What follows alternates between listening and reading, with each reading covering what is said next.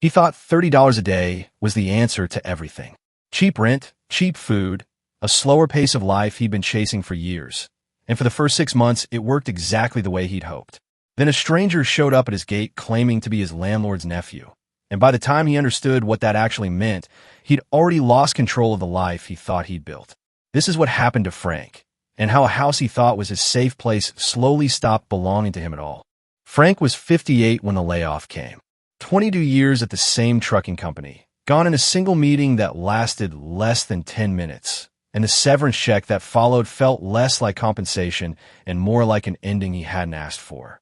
He was too young for Social Security, too old to easily start over in his field, and after 2 years of temp work and shrinking savings, the math in front of him stopped making sense no matter how he arranged it. Rent in Ohio kept climbing. His savings kept shrinking. And somewhere in that gap between the two numbers, he started looking for a way out that didn't involve going back to a life that no longer existed. The Philippines came up the way it usually did, through videos he watched late at night when sleep wasn't coming anyway. $30 a day, some of them said, all in, rent included. He ran the numbers over and over until they became a kind of comfort, a script he told himself before falling asleep. If I keep it simple, this actually works. He gave himself 3 months to plan, sold his truck, sold his tools, and boarded a flight with 2 suitcases and a number in his head he'd built his entire next decade around.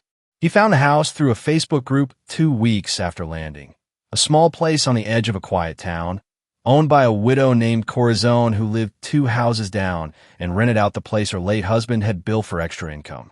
The rent came to exactly $210 a month. And combined with food and utilities, Frank was living comfortably on less than $30 a day, exactly like the videos had promised. Corazon was kind in a way that felt genuine, checking on him occasionally, bringing over extra food from her own kitchen, treating him less like a tenant and more like someone she was looking out for. For the first few months, that arrangement felt like everything he'd hoped moving would be. He had space, quiet, a landlord who felt more like a neighbor than a business relationship, and a budget that actually worked the way it was supposed on paper. He started to relax in a way he hadn't in years, the constant hum of financial anxiety finally going quiet in the back of his mind. He told a friend back home that he'd finally found the peace he'd been looking for since the layoff, and for those first months, he believed it completely. The first mention of a nephew came almost in passing. Corazon told him her sister's son needed somewhere to stay for a little while, just temporary. He was between jobs and looking for work in the area, and would Frank mind if he used the small storage room attached to the side of the house. It wasn't really part of Frank's rental space, she explained, just a converted shed with its own door, so it wouldn't affect him at all. Frank said, of course, not thinking much of it. It was her property, her family, and the request seemed small enough not to question. The nephew's name was Ronald, and within the first week, Frank noticed he wasn't spending much time in the shed at all. He was in the yard when Frank came home, sitting on the front steps some evenings, using the outdoor faucet that was technically part of Frank's rented space. Frank told himself it was temporary, that Corazon had said so herself, and mentioning it felt like making an issue out of nothing when the man was polite enough, even friendly, always offering to help carry things or fix small things around the house. But temporary kept extending. A month became 2, then 3, and Ronald's presence around the property became less like a guest passing through and more like a fixture Frank had to plan his days around. Small things started shifting without ever quite becoming a single event Frank could point to and object to directly. Ronald's motorcycle parked in the space Frank used to leave his own bike. Ronald's laundry hanging in the shared yard. Ronald eating dinner some evenings with Corazon on the porch that Frank had once considered part of his rental, an unspoken invitation Frank was never quite included in. Frank raised it gently with Corazon once, more curiosity than complaint, asking how much longer Ronald might be staying. Corazon's answer was vague in a way that felt deliberate, a job coming through soon, just a little more patience. Family helps family, you understand.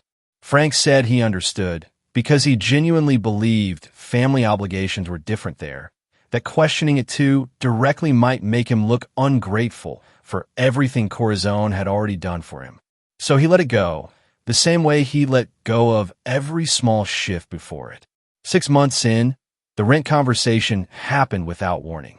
Corazon explained, almost apologetically, that costs had gone up, that she needed to adjust his rent slightly to $280, still cheap by any American standard, still well within his $30 a day plan on paper. Frank agreed without much resistance, telling himself it was still an incredible deal compared to what he'd left behind. What he didn't fully register was that alongside the higher rent, Ronald had started using the water and electricity that ran through Frank's meter, an arrangement Corazon framed as just for now, until his own situation improved. By month 8, Frank found himself doing math he hadn't expected to be doing again, watching his actual daily spending climb past the number that had brought him there in the first place. $30 a day had quietly become $40, then closer to $50 once he accounted for the utilities he was covering, the small favors that had become expectations, the grocery requests that arrived whenever Corazon mentioned Ronald was still between jobs. None of it felt like theft exactly. It felt like erosion, so slow that by the time Frank noticed how much ground he'd lost, he couldn't identify the single moment it had started. The turning point came the day Frank came home to find a second motorcycle parked where his had been, and Ronald's cousin sitting on the porch steps he'd once considered his own quiet space in the evenings. Nobody had asked him. Nobody had mentioned it beforehand. It was simply there, the way everything else had simply arrived, one small addition after another, until the property he was paying for had quietly become a shared space he had less and less claim to. That was when Frank finally sat down and calculated everything from the beginning, not just the rent, but the utilities, the groceries, the small loans he'd given Ronald that were never mentioned again, the total coming to almost $1,800 over 8 months that had never been part of his original plan. He raised it directly this time, with Corazon, calm but firm, telling her the arrangement needed to change or he'd need to find somewhere else to live. Corazon's reaction surprised him, hurt rather than apologetic, telling him she thought he understood how things worked here, that she treated him like family, and this was how he responded.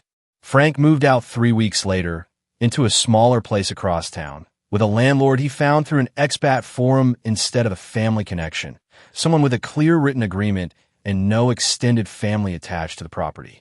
His new arrangement cost him almost the same as his original deal with Corazon, but this time nobody else's name was on the lease he never signed, and nobody else's problems became line items in his monthly budget without his consent.